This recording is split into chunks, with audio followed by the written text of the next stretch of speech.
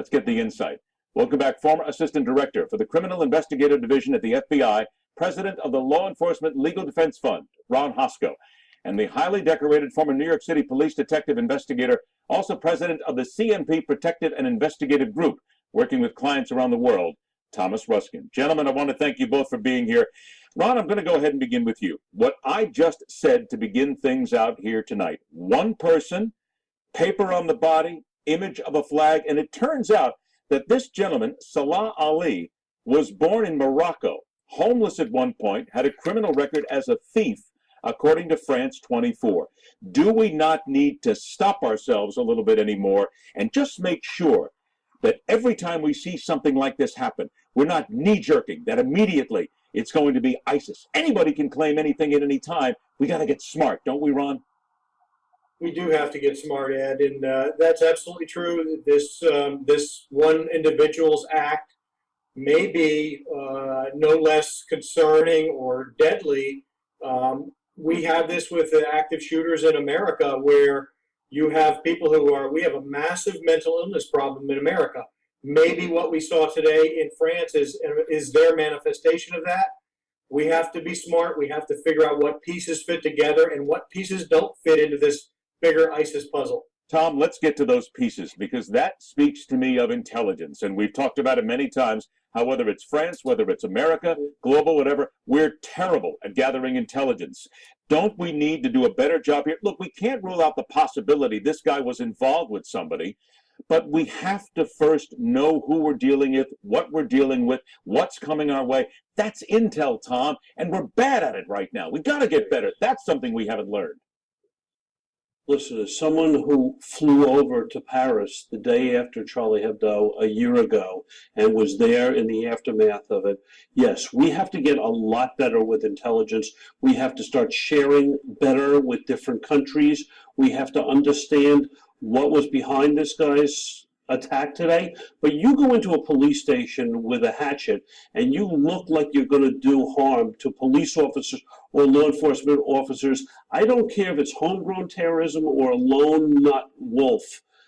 He was a terrorist in my mind, if in the broad definition or the short definition of terrorism. All right, Ron, Tom brings up a really good point here. Have we gotten to the stage where, as we're entering this new normal now, that we have to understand, we used to think of terrorists as shadowy figures in the desert somewhere, or people who would come with a bomb in the middle of the night. But we need to understand now that terrorism has been expanded, and it is people like this. This is the new definition of terror. Could be just the lone guy. Oh, absolutely. ISIS has made every opportunity to outsource terror to our country, to other countries around the world. They are seeking that very goal. They don't care about how big of a bang you make, as long as you make a bang and claim it in their name, so they can take credit for it. And whether this person was able to kill a police station full of police and others on the way in, or just draw their attention and claim it in the name of ISIS with a marking on himself, this is another tiny victory for ISIS. They'll accept that victory, and they'll go on to look for bigger ones. Tom, do you agree with that this is a victory for ISIS, whether or not they even knew this guy existed, but simply because their flag and their name are out there?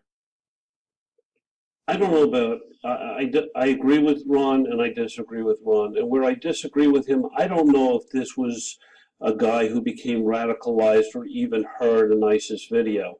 All I do know is that around this world, in our civilized societies, we have to be much more aware of these people who could become nuts, who are nuts. And to me, it wouldn't have mattered if he tried to hurt or kill people in the streets of Paris or any other city, or if he tried to get into a police station. The good news here is he was taken down and he was killed before he could do any damage or hurt anyone. Ron, there's a good point. We've already seen the pictures of this guy in the street. The cops got to him. They shot him. They didn't wait. Isn't it fair to say that whether it's France, whether it's New York, Los Angeles, I don't care if it's Birmingham, Alabama, or any place, we've gotten to the point in the new normal where the cops have to not only be allowed, but they have to start thinking about this. Don't wait. Don't ask. Don't look for a second here. You get somebody like this who's a wingnut, a chance. You got to take him down right away. Yeah, this is the really tricky part of police work today, particularly in America, where we have a police population that has been vigorously, aggressively, violently criticized and challenged over the last year and a half for actions that they take. And we want them, and there's this growing expectation that the cops are right every time. There's going to be these incidents where the police are making their best decision in the very moments that it has to be made. And what we want here is perfection, where we're going to second guess them. I'm not. I don't think you are either, and certainly I don't think Tom will either. But we have a segment of America that is ready and willing to criticize those cops for making a judgment call in the moment of a threat. Tom, is that what we have to learn? Let's bring this forward, a couple of minutes that we have left here. What we learned from Charlie Hebdo a year ago, what we're still learning at this point. We have to learn that the cop on the beat, the guy, the gal who is there holding the weapon, these are the ones who are many times that last line of defense from something brutal happen. We have to let them do their job, and we've got to stop being politically correct, yes? You're both right. Ron is absolutely right. The cop on the beat and the cop who's responding to the call is the first and last line of defense. And we have to stand by them at all costs. Unless a cop makes a conscious decision to commit a crime, and therefore we'll all be there saying he should be charged or she should be charged, we have to stand by the cops. And if a cop makes a mistake on the street and happens to kill someone, we have to be ready and there to support them in their effort to keep us all safe. And we understand mistakes are made, and we feel terrible when those mistakes were made. But unfortunately, Tom, haven't we been shoveled into this situation, this new normal by ISIS, by Al-Qaeda, by these people? We don't want to do this, but we have to do it. We've got to face the facts. We've also been shuffled into this by the domestic outcry, as Ron referred to, of that the cops are wrong. Let's kill the cops. We have cops protecting demonstrators in New York City who are saying, what do we want? Dead cops. When do we want them? Now. And who's protecting them? The New York City Police Department is marching alongside, protecting them and their First Amendment right. Ron, I got about 30 seconds left then. From a homeland security perspective, from that FBI perspective, what have we failed to learn in the last year? What are we still behind on?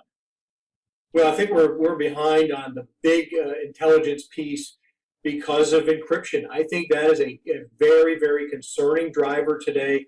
Jim Comey, the director of the FBI, has talked about it over and over, where the FBI, the intelligence community, police across America are progressively going dark on the threat because of encrypted communications, end-to-end encryption between bad guy and recruit. It's a very dangerous world we're in. 35,000 some reported foreign fighters in the Middle East right now from 100 countries. Some of those are going to come back home and do harm. It is not hyperbolic, people. This is the new normal, and we have to change the way that we live, but we have to do it smart. Tom Ruskin, Ron Hosco, gentlemen, always a pleasure. Thanks for joining us. One man who fears not his useless